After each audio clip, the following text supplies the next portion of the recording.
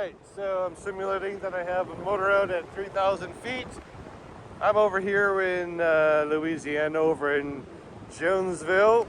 Doug Hargis is putting on a fly-in, and there are people up in the air right now. So I have to look out for other pilots. So right below me is the ILZ, and as we were just showing that the ground speed and the direction of the wind is not the same as the wind up here, wind aloft. So that's something that we have to look out for, especially when we're trying to come in for a landing.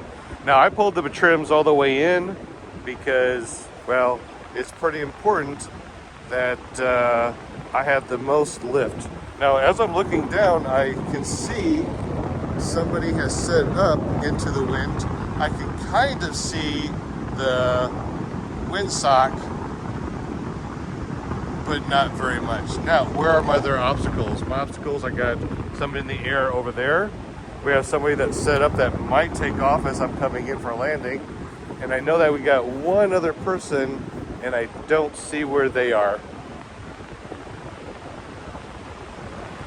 So as I make a big 360, I'm also judging how fast the wind is pushing me in a certain direction as I'm turning.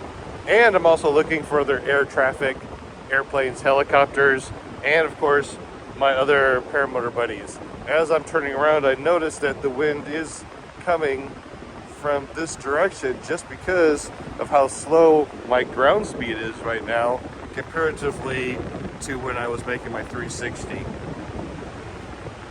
When you have a motor out, you always want to make sure you have plenty of outs, right? Because it's not if the motor goes out, it's when the motor goes out. It's kind of like your car tires. It's not if you're going to have a flat, it's when. And do you have a spare just in case? So our just in case, I think I have a just in case in my car. So just in case you do have a motor out, what is your contingency to land? Well, height, altitude is your friend. Altitude is your friend. And if I use my tip steering, so I have tip steering on this, I can use my tip steering and keep my altitude as I'm turning using tip steering. Now I'm going to use my brake, and what happens is when I use my brake to turn, I am losing altitude. So, oh, they just took off. So now I have two ultralights, two paramotors in the air. There's one there that just took off, and there's one right over there, blue. So I got a blue and an orange. So I gotta be really careful about that air traffic because I'm coming in not on power, which means I cannot get out of their way, and they do not know that I am coming in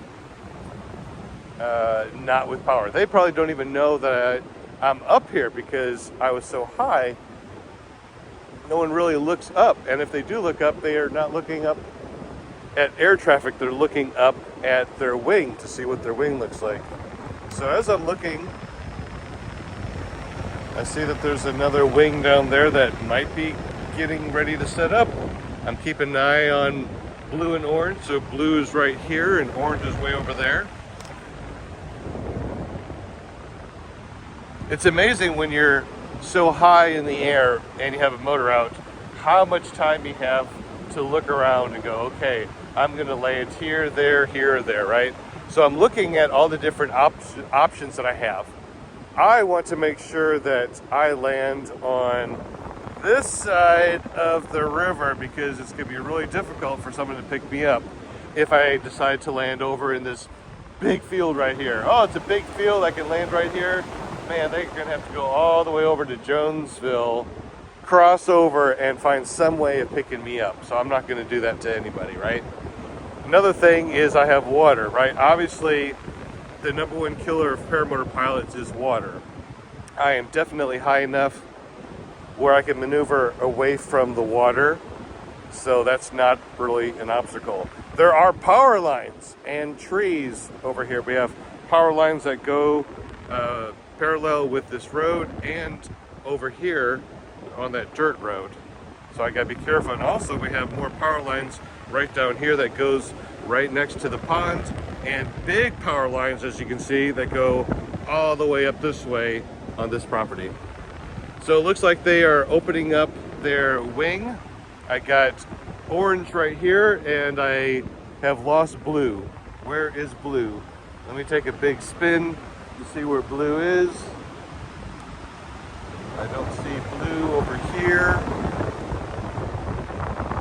And I don't see blue over here. So I see orange, and so I'm gonna have to watch out for orange.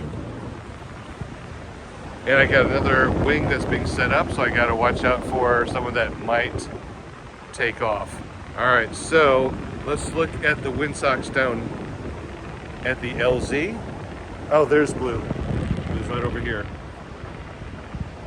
So there's blue, and orange is below me. I'm looking at the windsock, and the way that they took off from here and went this way. So I'm gonna try to land the same way, because I kind of see a windsock right down here where my foot is. So I believe that that would be the perfect way to come in for a landing. Got another pond over here that I have to be careful of.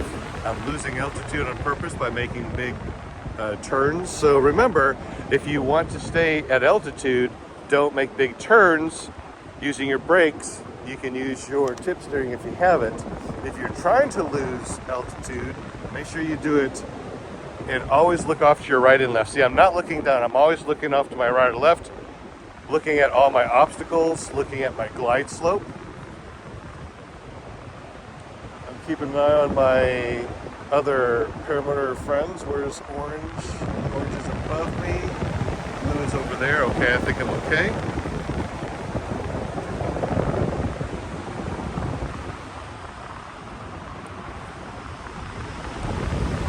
Ooh, I can feel the cold now. It's definitely getting cold. Got out of that nice warm inversion layer.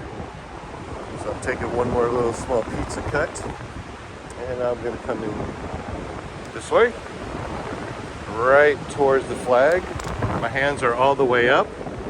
And now I'm gonna pull brake right now, just a little bit, and all the way flare, and easy peasy, turn around. And look at that, it just drops. There's like almost no wind right now. And that was my motor out simulation from 3,100 and some odd feet, and had a blast.